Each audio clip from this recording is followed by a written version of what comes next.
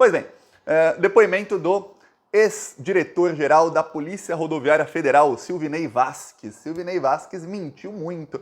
Eu vi a Elisiane Gama falando que quem mentisse seria preso. Pelo menos até o momento em que eu gravo o vídeo, tá acabando o depoimento dele, nem acabou porque senão não ia dar tempo do vídeo pro ar. Não foi preso ainda, ele não tá nem perto de ser preso. E ó, mentiu, hein? Não mentiu pouco não, o senhor Silvinei Vasquez. Mentiu muito. Eu vou fazer um adendo aqui. Em comparação à CPI da Covid, na CPI da Covid o Renan Calheiros fazia os questionamentos no começo, porque ele é o relator. Então o relator tem tempo indeterminado, pode gastar o tempo que quiser, e os outros membros têm ali um tempo. Ok, para fazer as suas perguntas. Ok, o Renan Calheiros ele geralmente gastava 2 horas fazendo as perguntas, às vezes até 3 horas, e ele era bem mais calmo fazendo as perguntas. A Elisiane Gama, ela tem uma fala que é mais incisiva que a do Renan Calheiros, só que às vezes ela vai se perdendo no meio das perguntas. Então, o Renan Calheiros era muito bom, a Elisiane Gama também é muito boa fazendo os questionamentos no começo. Mas depois é que a coisa começa a pegar fogo. Se bem que no caso da Elisiane Gama tem uma coisa que não existia com o Renan Calheiros, que é o machismo. Você vê a maneira como respondem a ela, não é a mesma maneira como respondia o Renan Calheiros. Você vê até os parlamentares bolsonaristas começaram a interromper ela. Entrou um parlamentar que não está nem na CPI.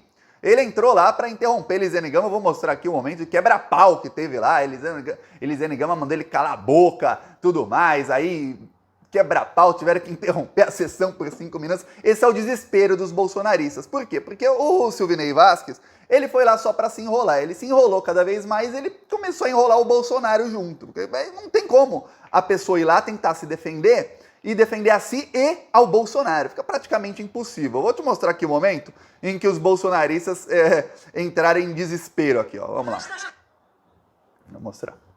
Ela estava fazendo aqui as perguntas normalmente, até que o deputado começou a gritar. Vou deixar aqui. Deputado, Vossa Excelência nem é integrante desta comissão. Então, simplesmente se cale, porque neste momento, quem está falando aqui é a relatoria da comissão e eu não vou aceitar nem você nem ninguém. Vai gritar em outro lugar, aqui não, deputado. Vai gritar em outro lugar, aqui não. Respeite esta comissão. Cale sua boca. Respeite a comissão. Cale a boca. Congresso Nacional Brasileiro. Tinha gente que... Eu lembro quando eu era criança, eu gostava de política quando eu era criança, aí meus amigos falavam, a política é muito chata. Hoje não é mais não, viu? Hoje tem entretenimento, digo mais.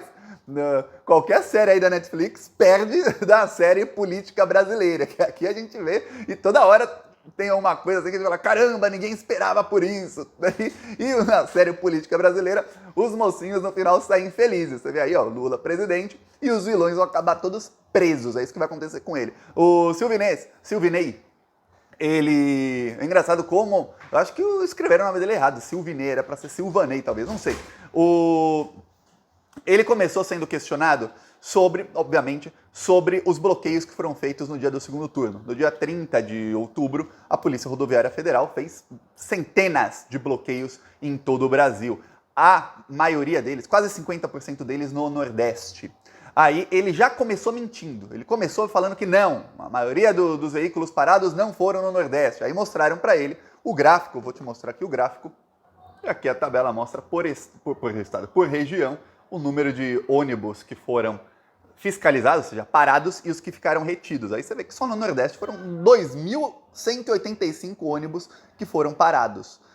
A segunda região com mais ônibus parados foi o Centro-Oeste, 893. Mas no Nordeste, 2% desses ônibus ficaram retidos. Retido é o seguinte, parou e você não pode ir mais. Quer dizer, é uma porcentagem que é o dobro da porcentagem do segundo estado que teve ônibus retidos. O segundo estado, segunda região que teve ônibus retidos. Quer dizer, claro que eles focaram ali no Nordeste. Já foi provado que teve um relatório da Polícia Rodoviária Federal que indicava, foi feito para o Anderson Torres, que indicava ali onde o Lula teve mais votos. O Anderson Torres, ele anunciou esses bloqueios 2 dias antes da eleição. O Alexandre de Moraes, no dia 29 à noite, ele emitiu uma ordem judicial para que não tivesse bloqueio em nenhuma estrada. A Polícia Rodoviária Federal simplesmente descumpriu a decisão judicial do Alexandre de Moraes. Digo mais, Silvinei tem que acabar preso. Ele foi parte do golpe de Estado. Essa Polícia Rodoviária Federal que estava bloqueando tudo. Depois, à noite, quando os caminhoneiros passaram a bloquear estradas, a Polícia Rodoviária Federal sumiu. Disse o Silvinei que a Polícia Rodoviária Federal tentou de tudo para desbloquear as estradas, mas que a situação era difícil, era perigosa. Chegou até a falar que tinha caminhoneiro que poderiam ser agressivos com os policiais rodoviários federais. Falando, nossa, mas olha, esses policiais estão covardes, hein? Nossa, não consegue, o caminhoneiro é agressivo, o policial com arma, tudo. Para matar lá, eu lembro quando a Polícia Rodoviária Federal do Silvinei matou um rapaz que tinha até problema, um rapaz que estava de moto sem capacete, colocaram lá, fizeram uma câmara de gás no carro. Aí a Polícia Federal vai lá, não importa se o cara é agressivo ou não, né? Mas caminhoneiro agressivo, nossa, aí não dá. Engraçado, olha só. Ó, a loucura, a torcida do Galo foi lá, do Atlético Mineiro, foi lá, ó, e desbloqueou tudo. Ó. Aí os vagabundos bolsominions começaram a sair da estrada, tá vendo? Aí foi, sem violência, sem apontar uma arma, sem nada disso. Só conseguiram tirar os caminhoneiros e desbloquear a estrada. Coisa que a Polícia Rodoviária Federal, que gastou 100 milhões comprando aqueles carros superfaturados de um apoiador do Donald Trump, um financiador de golpe de Estado do Donald Trump, não usou os caveirões nem nada, não conseguiu. Aí o Silvinei entrou em contradição, mentiu novamente, Silvinei Vasquez. E não foi preso. Eu falei, pô, Elisiane, mas você não falou que prendeu o pessoal? Prende o cara, tem que prender o cara. Tem que prender. Aí, ó, ele chegou a falar, não, mas a gente não concentrou. Ele chegou foi mostrado para ele ali os dados, foram mostrados os dados para ele. Ele chegou a questionar os dados, mas olha, isso é da Agência Brasil, o governo Bolsonaro, inclusive com o logo aqui da Agência Brasil do governo Bolsonaro ainda. Nordeste concentra quase metade dos ônibus fiscalizados no segundo turno. É o próprio governo Bolsonaro falando isso. E o cara fala que não. Tentou falar que não, aí teve confusão, até que chegou um momento em que ele já estava entrando muito em contradição, o senhor Silvinei, e ele começou a falar, não fui eu cumpro ordem e tudo mais. Aí ele tentou dizer que, olha, a gente tentava desbloquear as estradas depois da eleição, essa era a ordem, eu estava cumprindo a ordem para isso, porém... E olha, o que faltou na CPI, travou aqui o celular, o que faltou na CPI foi alguém mostrar o vídeo na cara dele. Só que é um funcionário do Silvinei, ou seja, um policial rodoviário federal, que diz o seguinte. Nesse momento, a única ordem que nós temos é para estar aqui com você.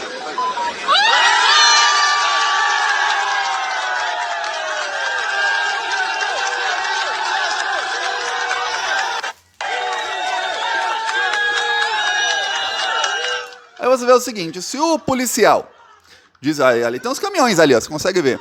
Se o policial diz que a única ordem que ele tem é para estar ali com os terroristas, que esse pessoal é o mesmo que depois cometeu o ataque terrorista, né? Então quem deu a ordem para o policial rodoviário federal?